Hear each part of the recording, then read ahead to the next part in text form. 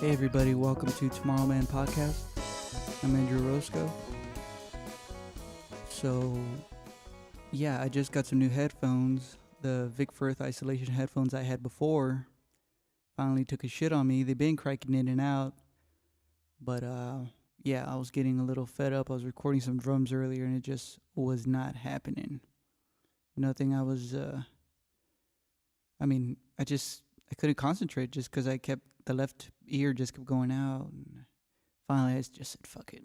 Took my ass to the one and only Guitar Center, Rent-A-Center over there in Northridge, and bought myself a pair of the new isolation headphones they have.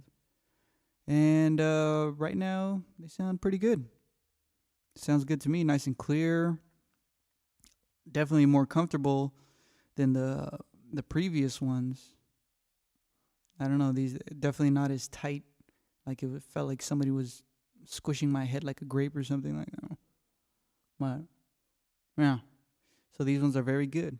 It was just a quick in and out there, but man, the Guitar Center looks so weird now. I walk in there and you look to the left, and I mean there used to be like a counter or something like right in the entrance, somebody greeting you.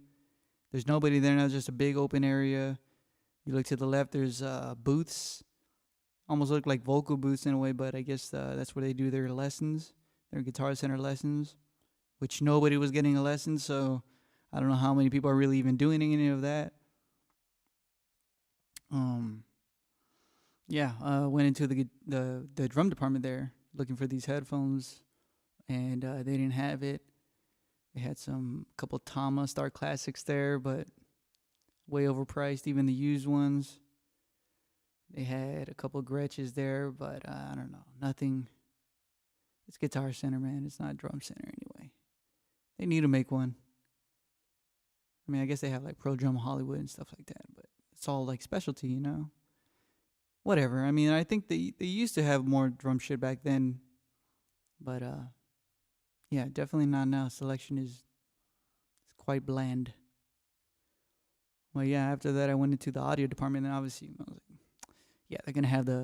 they're definitely gonna have the headphones there, and they did. This was the last pair that I saw on the little rack, but then I was also looking at some Sennheiser E604s. I want some of those too, so I could get these toms sounding a little more full. I know a lot of you out there are like, oh my god, you don't have tom mics. Like, yeah, trying to create my own DIY studio at home, trying to get the best of the best with whatever I can. I still need to accumulate those tom mics. I just need 2 of them. They're not that expensive. I'll probably get one, probably get them on the next paycheck in a couple weeks. So we'll see. But as long as I got these headphones now, I could really focus on getting these drum takes or recording whatever. If I'm doing vocals, I just can't stand it just cutting out like that. And I can't believe I put up with it for so long. Yeah. So what else is new? I got a new car. It is a 2015 Honda Civic. It's not new, but newer than my 95 Tercel that I had. And for those of you who don't know, which I'm sure nobody knows, I got a little car accident. I'm fine. My girlfriend's fine. She was with me. She's totally fine. But it basically made my Tercel undrivable. My dad was saying to fix it, but I was already leaning toward just getting a new car. Maybe it's a sign from the universe or something. Needed to upgrade, and so I got this certified used from Honda Civic, but it's pretty good. Got a nice little touchscreen, all that jazz, Bluetooth thing, and it really helps with listening to music and podcasts and all that stuff just on the fly, man. It's actually really cool. But we'll see how this car does, because I have to basically memorize its whole thing, like how it reacts, and if I feel like it's driving weird, I gotta, all that stuff I gotta figure out. Because like not even a month in, my battery had apparently went out. I was at work, and I was on my lunch break. I was going to go get some food. Tried to turn on the car. It's one of those button push starts, and it was just flashing like crazy.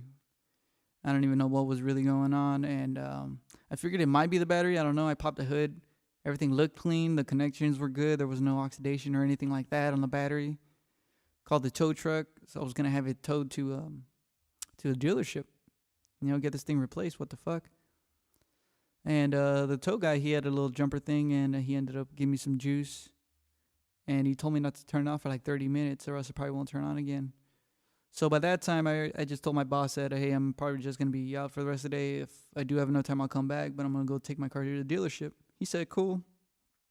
Went over there, pulled in, and then this girl, Gabby, that worked there, I mean, she's cool now, but at the instant that I had first interacted with her, she was very like, oh, okay, so you didn't have an appointment? Oh, well, your warranty that you had purchased with the car doesn't cover the battery. Is like the only thing it doesn't cover. I was like, are you serious? Like, it covers everything else, doesn't cover the battery.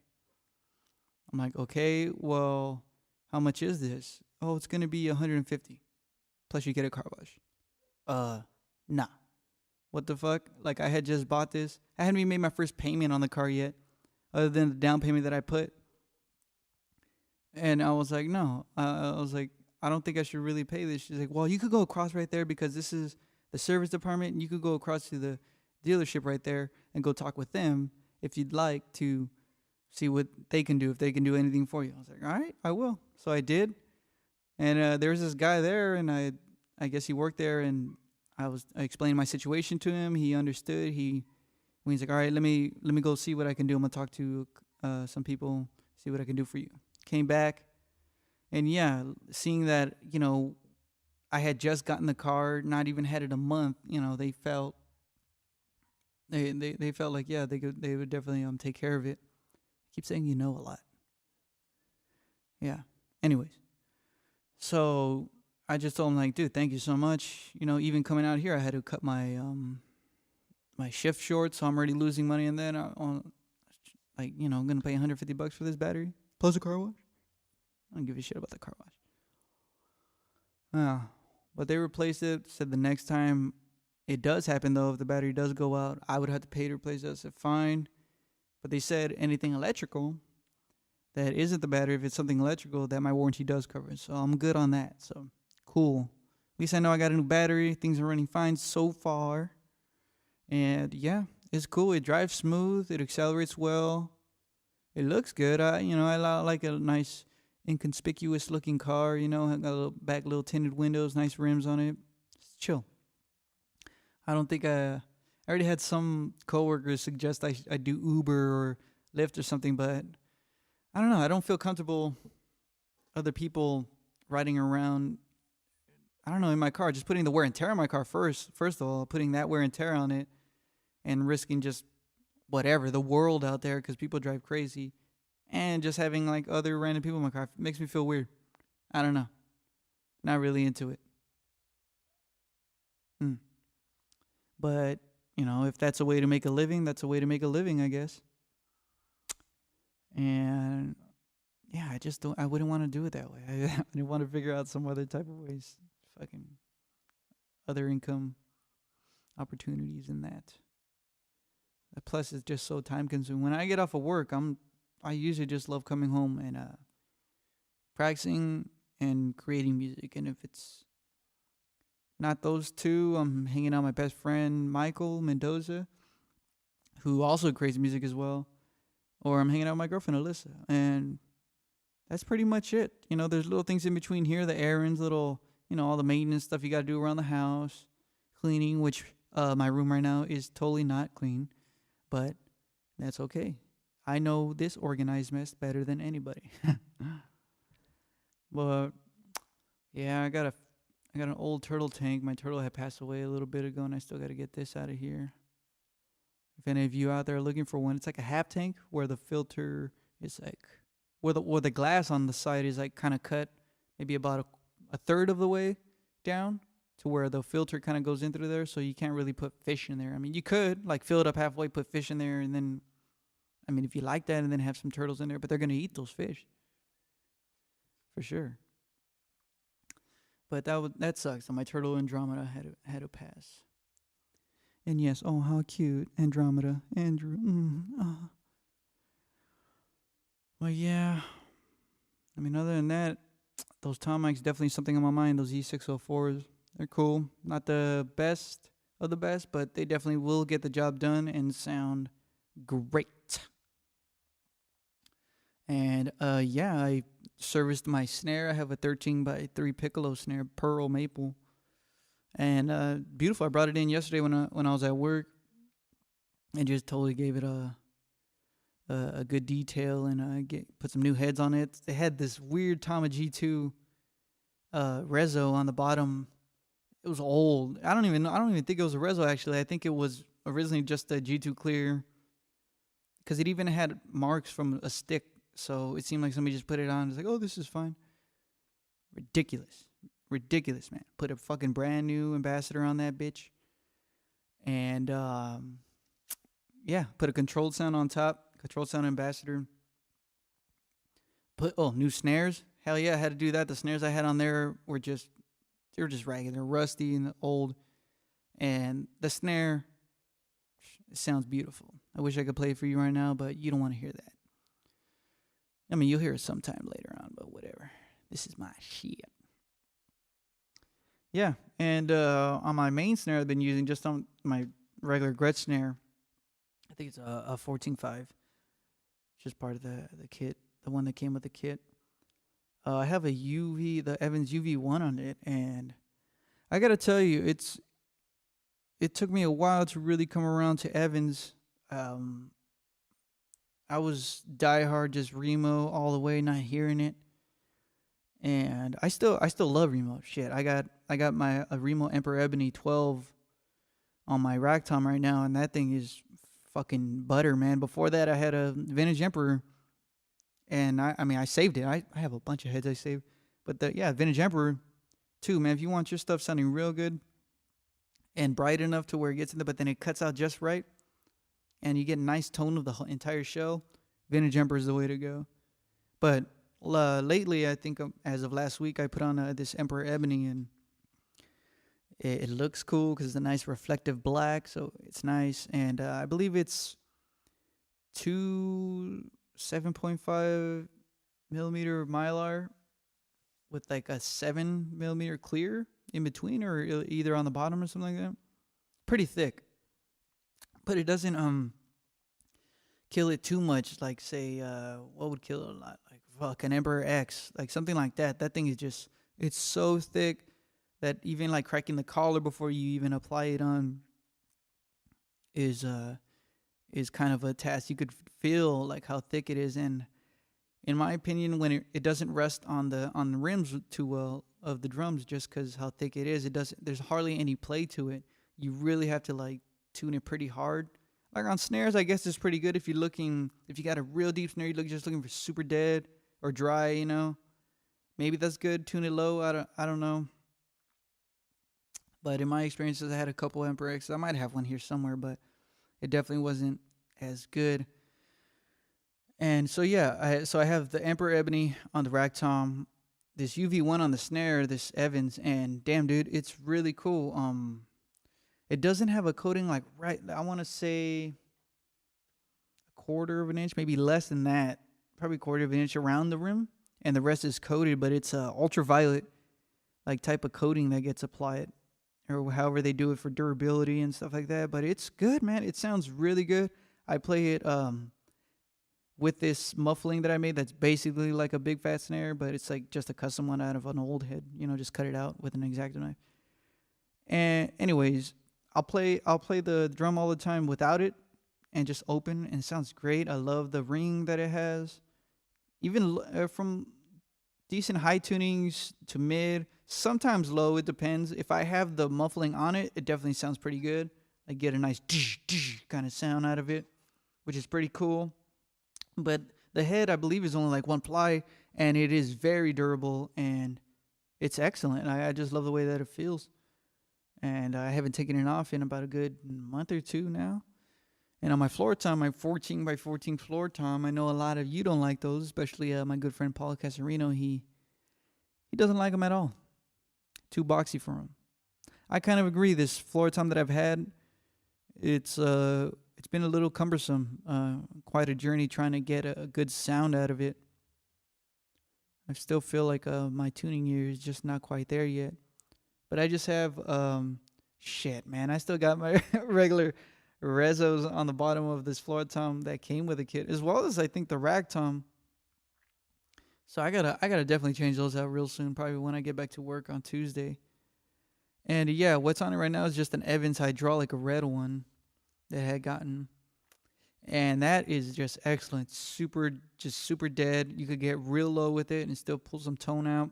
I still tweak it from time to time here and there, but it's pretty good, man. I love the way that it feels. It sounds nice from my perspective as far as like hitting it for what it is, being a 14-inch floor tom. If I had my ideal kit, I'd probably have a 13-inch rack, 16 floor, probably a 22 kick.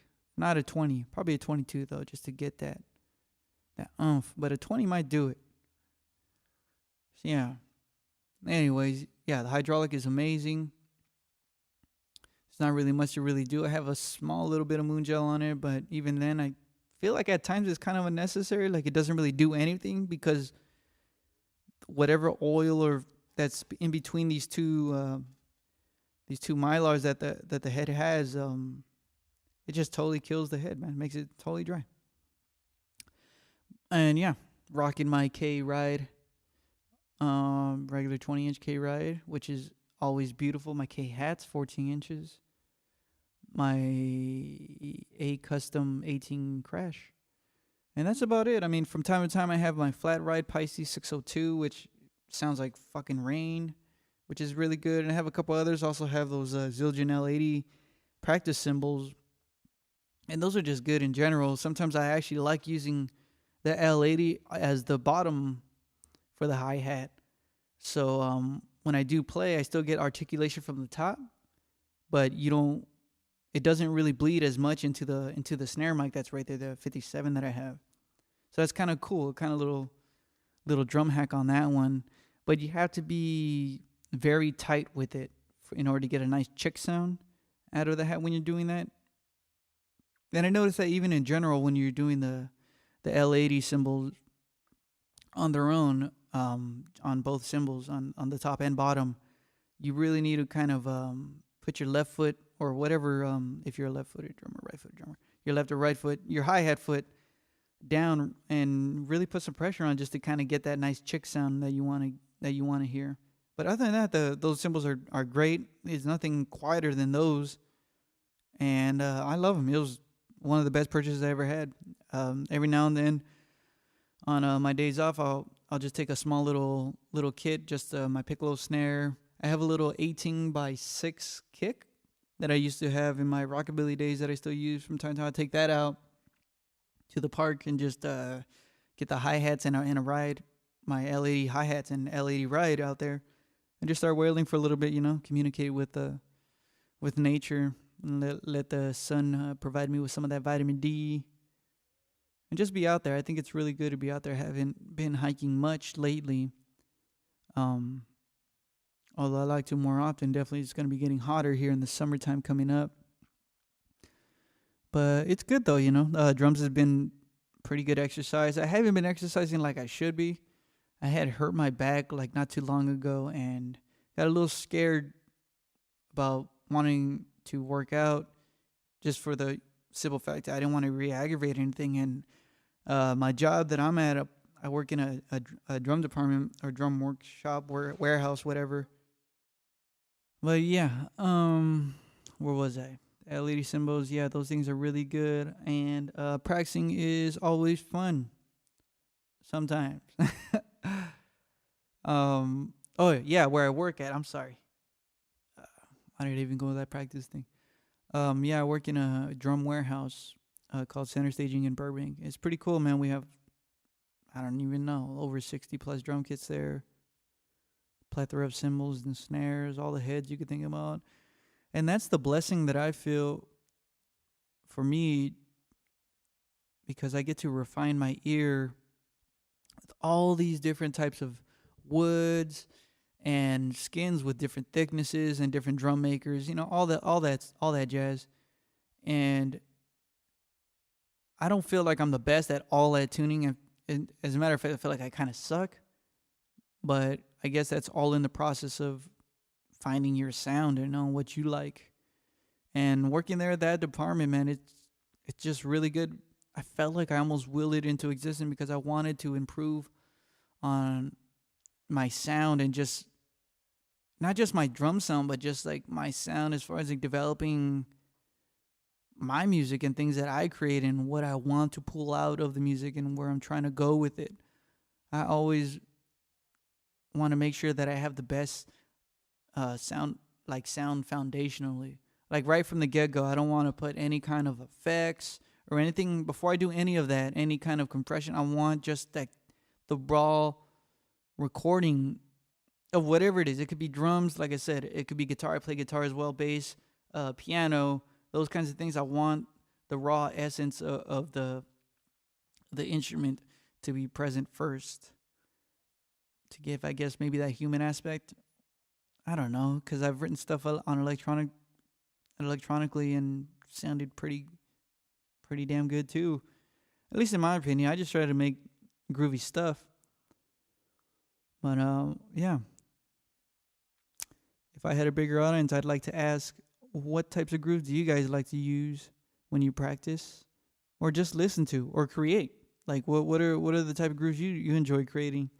Do you feel stagnant sometimes when you're creating these grooves? Do you like, you get excited a couple days, maybe a good week, maybe a good month, who knows? And then you go back in, you start creating with your rhythm that you create with, using the word creating a lot. But that's what I'm trying to get at. But yeah, the way that you make music, is there ever a time in your head that you just want to say, fuck this, man? Like, or I suck. It's always something that's there. And yeah, I mean, I'm sure you guys can relate to that. I mean, it's an everyday battle. Wake up looking at the ceiling like, am I doing the right thing? Some days it's easier than others. Today is easy. I know what I'm doing is right. But the scary part is not being able to see, I guess, where it's going. Maybe you're not supposed to. Maybe you're not supposed to be dwelling on it that much. Well, either way, I got some dinner to eat, so I will check back with you guys on the next episode. Thanks for listening to Tomorrowman's podcast. Bye.